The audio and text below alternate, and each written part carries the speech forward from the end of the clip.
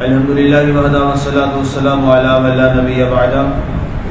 اما بعد فاعوذ باللہ من الشیطان الرجیم بسم اللہ الرحمن الرحیم یعلم ما فی السماوات والارض ویعلم ما تسرون وما تعلنون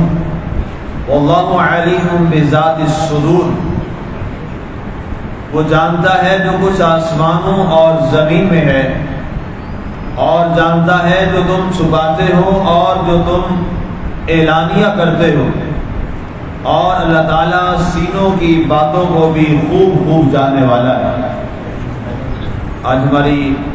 سورہ التغابن کی آیت مبارکہ نمبر 4 کی تلاوت و ترجمہ کا شرف نصیب ہوا۔ سامعین، آج کی آیت مبارکہ میں اللہ تعالیٰ نے 3 اہم باتوں کا ذکر ارشاد فرمایا۔ سب سے پہلے اس کی جو مخلوقات میں سے ایک بڑی اہم تخلیق اور عظیم شاہکار زمین و آسمان کا وجود اور ان کی تخلیق ہے، اللہ تعالیٰ نے اس کے بارے میں ارشاد فرمایا۔ اور دوسرے مرحلے میں اللہ تعالیٰ نے انسانوں کے ظاہر و باطن کا ذکر کیا، اور آیت کے آخری حصے میں انسانوں کے سینوں میں جو کچھ چھپا ہے وہ انسانوں سے تو چھپا ہے لیکن اللہ سے کچھ نہیں چھپا، اس کا ذکر کیا۔ سب سے پہلے ارشاد فرمایا یعلم ما فی السماوات والارض، کہ اے لوگو اللہ تعالیٰ جو کچھ آسمانوں میں ہے، ملائکہ ہیں، وہاں پر فرشتے ہیں، اور کچھ آسمانوں میں اللہ کے نبی اور رسول وہاں پر جلوہ گر ہیں، فرمایا ہر ایک کو جو بھی وہاں پر موجود ہے اس پورے نظام آسمانی کو اللہ تعالیٰ کی ذات جانتی ہے، اور اس پورے نظام آسمانی کو چلانے والا اللہ وحدہ لا شریک ہے۔ اب بنیادی طور پر اللہ کی وحدانیت اور اللہ کی توحید کو اس پیرائے میں بیان کیا جا رہا ہے، کیونکہ بہت سارے جو غیر مسلم اور جنہوں نے نعوذ باللہ شرک کیا، تو مشرکین میں سے کئی لوگوں نے یہ کہا کہ یہ جو جیسے خاص طور پہ نیتری فرقہ ہے، انہوں نے یہ کہا کہ یہ جو آسمان کا وجود ہے اور آسمانوں میں جو سسٹم چل رہا ہے یہ اتفاقی ہے۔ نعوذ باللہ یہ کسی معبود برحق یا کسی اللہ کے ہونے کی دلیل نہیں ہے، یہ بس ایک اتفاقت سسٹم ہے جو چل رہا ہے۔ تو اللہ تعالیٰ نے فرمایا یہ اتفاقت نہیں ہے بلکہ یہ حسن انتظام ہے کہ اس کو چلانے والا خود اللہ تعالیٰ کی ذات ہے،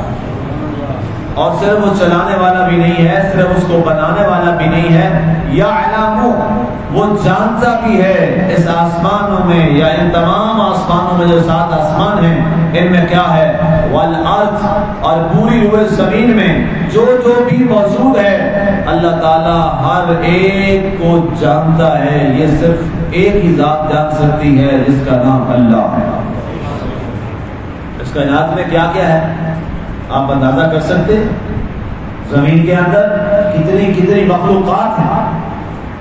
اس زمین کے اندر کتنے حشرات اور آرد ہیں، اس زمین کے اندر کتنے جاندار ہیں، اس زمین کے اندر کتنے چوپائے ہیں، اس زمین میں کتنی اقسام کے درندے ہیں۔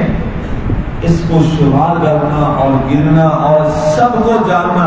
یہ انسانی بس کے لیے اور انسانی سوچ و فکر میں ممکن ہی نہیں ہے کہ تمام مخلوقات کو وہ جان لے، لیکن اللہ تعالیٰ فرماتا ہے یعلم، میں اللہ جانتا ہوں جو کچھ زمینوں میں موجود ہے۔ اب گویا تمام آسمانوں اور زمین میں تمام چیزوں کا جاننے والا، پہچاننے والا اور ہر ایک کا علم رکھنے والا وہ کون ہے؟ قل هو اللہ احد، وہ اللہ وحدہ لا شریک کی ذات ہے۔ اب یہ تمام فرقوں کا رد ہو گیا، تمام مشرکین کا رد ہو گیا، تمام نیچریز کا رد ہو گیا، تو یہ کہتے ہیں کہ یہ سسٹم جو ہے وہ خود بخود یہ نظام چل رہا ہے، یہ خود بخود نظام نہیں چل رہا، اس کو کوئی چلانے والا ہے جو پورے نظام کو چلا رہا ہے، اور وہ کون ہے؟ وہی اللہ ہے، اس پورے نظام کو چلا رہا ہے۔ آگے فرمایا گیا وَيَعْلَمُ مَا تُسِرُّونَ وَمَا تُعْلِنُونَ، اللہ نے سے آگے کی بات کی اور وہ انہی لوگوں سے مخاطب ہوا فرمایا تم یہ کہتے ہو کہ اللہ کو پتہ نہیں ہے، یا یہ نظام ایک بس فطری ہے، یا تم یہ چاہتے ہو، یہ کہنا چاہتے ہو کہ اللہ تعالیٰ کو کچھ علم نہیں ہے۔ اللہ تعالیٰ نے فرمایا ما تسرون وما تعلنون، اے لوگوں جو تم ظاہر کرتے ہو اور جو تم اپنے سینوں میں چھپاتے ہو، یا تم جو لوگوں سے چھپ چھپ کے عمل کرتے ہو، فرمایا اللہ تمہارے ظاہر کو بھی جانتا ہے، اللہ تمہارے باطن کو بھی جانتا ہے۔ تمہارے اندر جو چیزیں ہیں، اب یہ یہاں پہ کہنا کہ اللہ تعالیٰ سے جو تم سے چھپا ہے اللہ اس کو بھی جانتا ہے، اللہ سے کچھ نہیں چھپا، اللہ سے تو کچھ نہیں چھپا، اللہ کے سامنے تو ہر چیز ہے۔ تو یہاں پر اللہ نے کیا فرمایا جو تم چھپاتے ہو یا تم سے جو چھپا ہوا ہے، اس سے مراد یہ ہے کہ جس کو تم سمجھتے ہو کہ یہ چیز چھپی ہوئی ہے اور اسے کوئی نہیں جانتا، صرف تم جانتے ہو، فرمایا یہ مت کہنا کہ صرف تم جانتے ہو، اس کو اللہ کی ذات بھی جانتی ہے۔ ہم میں سے ہر ایک کے ارادے کیا ہے اسے اللہ جانتا ہے، ہم نے ارادہ کیا کرنا ہے اللہ اس کو بھی جانتا ہے، اور ابھی کچھ ارادہ نہیں، اس کے بعد کیا ارادہ پیدا ہوگا، آنے والے اور پیدا ہونے والے اور ذہن میں آنے والے ارادوں کو بھی تیرا اور میرا اللہ جانتا ہے۔ اور وہ واقعی ایسی ذات ہے، وہ عظیم ذات پاک ہے کہ جس سے اس کائنات میں کچھ بھی چھپا ہوا نہیں ہے۔ حتیٰ کہ ایک صحابی نے عرض کی یا رسول اللہ صلی اللہ علیہ وآلہ وسلم، یہ جو کافر ہے، برا عمل کرتا ہے، کفر اس نے کیا، کافر ہوا، اب اس میں اس کا کیا قصور ہے؟ یہ تو اس کے مقدر میں تھا، کافر ہو گیا، اب اس کو سزا تو نہیں ملنی چاہیے؟ تو رسول اللہ صلی اللہ علیہ وسلم نے فرمایا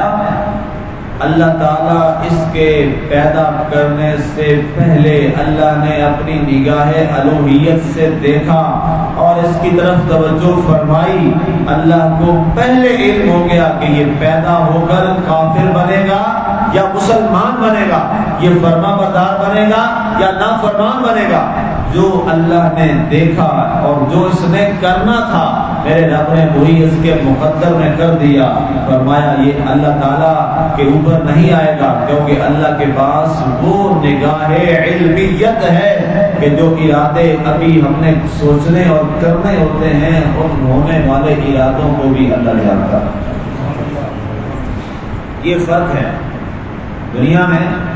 جدید سے جدید کی ٹیکنالوجی آ جائے تو وہ یہ فیصلہ کرے گی نا کہ جب کوئی ڈیسیژن ہو گیا یا سوچ لیا یا فیصلہ کر لیا تو اس کو وہ ذہن سے کسی طرح سے اگلوا سکے۔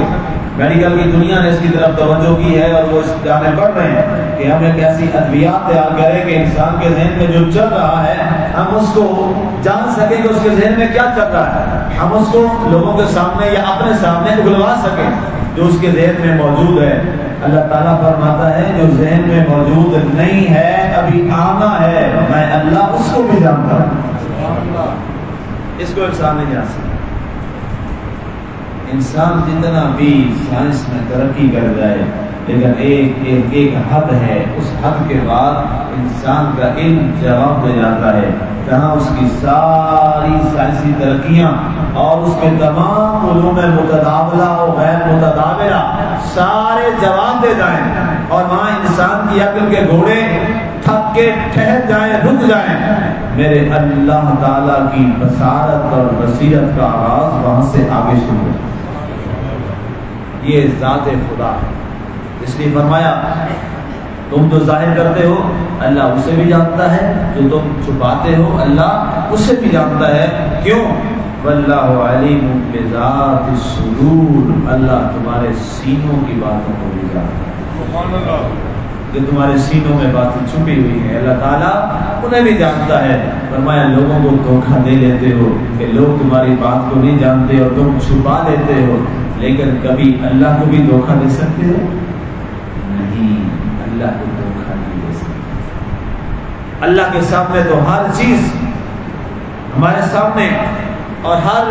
جو کچھ بھی ہمارا ہے وہ میرے مالک کے قبضہ قدرت میں ہے، اور میرا مالک ایک بات کو اور ایک عمل کو جانتا ہے، ایک لفظ کو جانتا ہے۔ ہم نماز میں کھڑے ہیں، نماز میں ہمیں سارے دیکھ رہے ہیں کہ یہ شخص نماز میں کھڑا ہے، لیکن ہمارے دل و دماغ میں کیا چل رہا ہے اسے کوئی نہیں جانتا، کسی کو علم نہیں ہے، لیکن اور وہ تو یہی کہہ رہا ہے کہ یہ شخص کتنا اچھا اور نیک ہے جو نماز پڑھ رہا ہے، لیکن اللہ تعالیٰ جو ہے وہ جانتا ہے کھڑا نماز میں ہے، اس کا دماغ کہاں چل رہا ہے، کیا سوچ رہا ہے، اس سوچ کو بھی کون جانتا ہے؟ اللہ کی ذات جانتا ہے۔